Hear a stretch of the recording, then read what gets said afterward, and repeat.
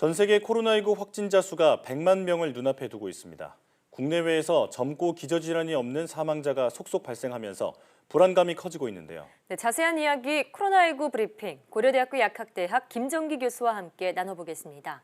교수님 나와 계십니까? 네, 안녕하세요. 네. 자, 국내 코로나19 사망자의 99%가 기저질환을 갖고 있는 분들이라고 합니다. 특히 어떤 기저질환이 코로나19에 특히 위험한가요?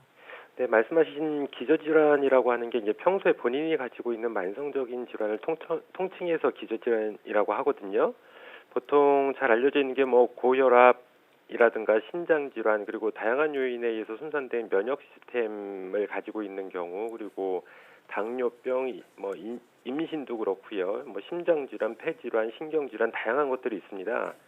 근데 실제 4월 1일자 중대본 정례 브리핑에 따르면 당시에 우리나라 사망자 수가 165명 정도 되는데 예.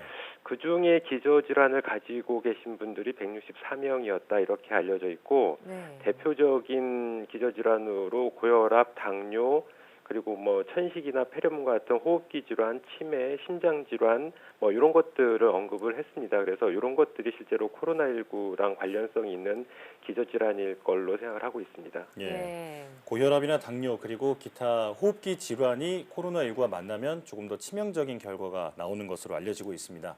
자, 이런 가운데 1일 새벽 대구에서 기저질환이 없는 40대 남성 환자가 코로나19로 사망해 보건당국이 긴장하고 있습니다. 젊고 기저질환이 없더라도 안심할 수는 없을 것 같은데 어떻게 보고 계신가요? 네, 나이가 젊고 그리고 기저질환이 없다라고 해도 반드시 안심할 거는 아니고요. 실제로 사람마다 면역력이 다릅니다. 그래서 그 면역력에 따라서 병원성이 달라지기 때문에 젊은 사람들도 조심을 해야 되고 기저질환이 없어도 조심을 해야 됩니다. 특히 젊은 사람들 같은 경우에는 아직까지 논란의 여지는 있습니다만 사이토카인 스톰이라고 하는 것도 발생을 할 수가 있고요.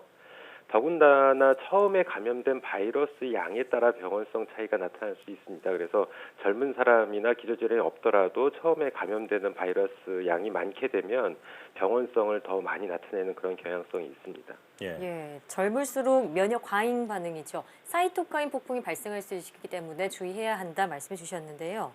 미국에서는 생후 6주 된 신생아가 코로나19로 숨졌고 10대 사망자도 속출하고 있습니다. 최근 어린이와 청소년 사망자가 늘고 있는 이유는 뭐라고 보고 계신가요?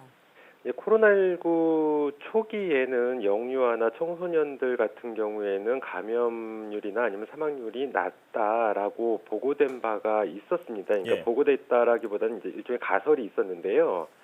근데 그거는 생물학적인 요인보다는 제가 보기에는 외부와의 접촉 비율, 그러니까 물리적인 요인이 더 컸지 않았나 이렇게 생각을 하고 있습니다. 그래서 쉽게 다시 말씀을 드리면 그러니까 영유아나 청소년들 같은 경우에는 40대나 50대에 비해서 사회적으로 접촉할 수 있는 기회가 굉장히 낮고요. 그러다 보니까 감염도 적게 되고 치사율도 적게 보이는 이러한 현상이 일어나지 않았나 이렇게 생각을 하고 있는데 예. 현재로서는 어린이와 청소년들까지도 감염이 되다 보니까 적절한 시기에 초기 대응을 못하게 되면 예후가 안 좋아지면서 사망까지 가게 되는 그런 상황이 아닌가 생각을 합니다. 그렇군요. 자, 이제 중국 얘기를 해보겠습니다. 중국 우한에서 코로나19로 사망한 사람이 공식 통계보다 훨씬 많다는 의혹이 제기됐습니다. 중국 정부는 사실이 아니라고 즉각 반박했는데요. 중국 내 사망자 수가 조작됐다는 의혹에 대해서는 어떻게 보고 계십니까? 그러니까 지금 중국 우한에서 공식적으로 사망자 수로 보고되고 있는 게 한 2,500명 선 정도 되거든요. 예. 네. 근데 현지 언론에서 보도하고 있는 바로는 한 화장장에 유골함이 한 5,000개에서 6,000개가 전달이 됐다라고 그래요. 네. 그리고 우한 내에 그와 같은 화장장이 7개 정도가 더 있다. 그래서 이런 거를 근거로 추정했을 때 약 7만 개 정도의 유골함이 전달되지 않았나 이렇게 생각을 하고 있고요. 예. 네. 더군다나 우한시 화장터를 관리하는 고위 공무원의 말에 따르면 봉쇄 조치 이후에도 3월 10일까지 한 47일 동안 2만여 구의 시신을 화장을 했다라고 얘기를 하고 있습니다. 예. 그래서 이런 것들을 토대로 판단을 할 때 중국 내에서 실제로 특히 우한 지역의 어떤 사망자 수에 대해서 조작 부분은 상당 부분 신빙성이 좀 있다라고 생각을 하고요. 예. 더불어서 실제로 중국 내 실제 감염자 수도 많이 조작이 됐다라는 얘기도 있습니다. 그래서 현재로는 한 8만 명 정도가 감염자로 알려져 있는데 현지 내부에 따르면 한 최소 100만 명 정도가 감염된 걸로 추정을 한다 이런 얘기도 있거든요. 예. 그래서 이런 얘기들이 실제로 8만 명 정도 선에서 갑자기 중국 내에서 확진자가 급격하게 안정화되는 이런 추세가 일반적이지 않은 추세가 보이는 거랑 맞물려 가지고 상당 부분 신빙성이 있는 얘기다 이렇게 생각을 하고 있습니다. 네. 자, 그런가 하면은 이 백신이나 치료제가 없다는 공포심 때문인지 말라리아 치료제가 코로나19 치료제로 사용된다는 얘기가 나오면서 온라인에서 불법 거래가 성행하고 있습니다. 하지만 말라리아 치료제를 코로나19 치료제로 사용할 경우 오히려 심각한 부작용 가능성도 제기되고 있는데요. 위험성은 없을까요? 실제로 뭐 미국 대통령이 그 말라리아 치료제를 언급하면서 이러한 상황이 일정 부분 뭐 기여를 했다 이렇게 판단을 하고 있는데 네. 최근에 프랑스 연구진에 따르면 말라리아 치료제가 이제 클로로킨 또는 하이드록시클로로키긴이거든요. 네. 이런 것들이 심장 관련 부작용을 유발할 수 있다라고 얘기를 하고 있습니다. 실제로 이제 코로나19 환자에 투여를 했을 경우에. 네. 그래서 이 뭐 말라리아 치료제도 그렇고 기타 다른 대안적인 그 지금 현재 코로나19 치료제로 사용되고 있는 것들이 실제로 전문의약품들입니다. 그래서 이런 전문의약품은 의사의 처방 전 소견 없이는 사용하면 안 되는 거고요. 그래서 네. 오용이나 남용을 해서는 절대 안 됩니다. 그러니까 모든 의약품은 정도와 개인적인 차이가 있을 뿐이지 다 부작용을 가지고 있거든요. 그래서 절대로 의사의 어떤 처방전 없이는 복용하면 안 되고요. 부작용에 의해서 오히려 사망할 수도 있습니다. 그렇군요. 네. 자, 날마다 국내에서 100명 안팎의 확진자가 계속 늘고 있습니다. 이 가운데 해외 유입이 상당 부분을 차지하고 있는 상황인데요. 4월부터 모든 해외 입국자를 2주간 의무 격리하고 있는데 이 같은 조치는 어떻게 보고 계십니까?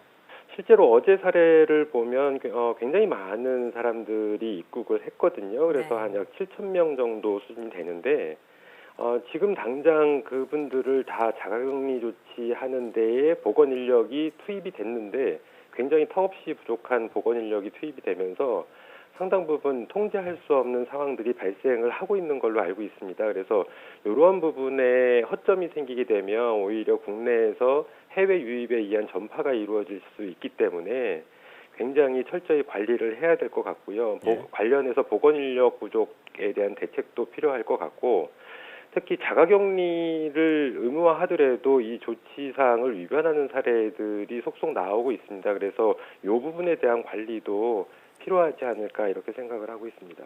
네. 자, 사회적 거리 두기도 계속 강조가 되고 있습니다. 주말 한강 둔치 등에는 인파가 넘쳐나고 있는 상황인데요. 앞으로 벚꽃 시즌이 다가오면 더 많은 사람들이 몰릴 것 같은데 별도의 조치가 필요할까요? 현재 지금의 사회적 거리두기는 권고안이고요. 이 권고안 가지고는 일정 부분 통제하는 데 있어서 한계가 좀 있습니다. 그래서 보다 강화된 강력한 방역 대책이 필요하다라고 저는 개인적으로 생각하고 그래야만 단기간 내에 코로나19를 원점으로 돌리고 뭐 여러 가지 경제적인 면에서도 우리가 어떤 큰 충격을 피할 수가 있거든요. 그래서 이러한 조치가 필요하다고 생각하는데 어쨌든 현 단계에서는 얘기할 수 있는 게 국민들에게 이제 자발적인 참여를 부탁하는 수준이 가장 현 단계에서는 어쩔 수 없는 선택이고요. 말씀하신 것처럼 요즘 날씨가 따뜻하고 벚꽃도 피고 하다 보니까 야외로 많이 나가시는 경향이 좀 보이는데 야외라도 인파가 몰리는 곳은 절대 피하셔야 되고요.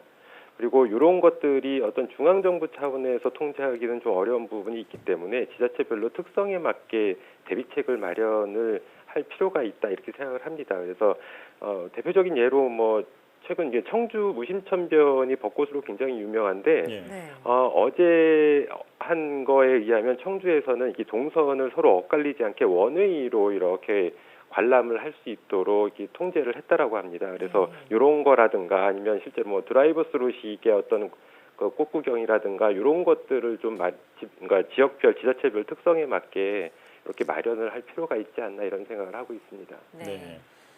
다른 여러 가지 대처도 필요하겠지만 무엇보다 국민의 협조가 가장 필요한 상황이라는 말씀이시군요.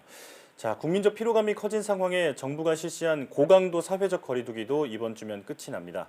방역에 만전을 기해서 더 큰 혼란을 예방해야겠습니다. 지금까지 고려대학교 약학대학 김정기 교수와 함께했습니다. 교수님, 오늘 말씀 고맙습니다. 감사합니다.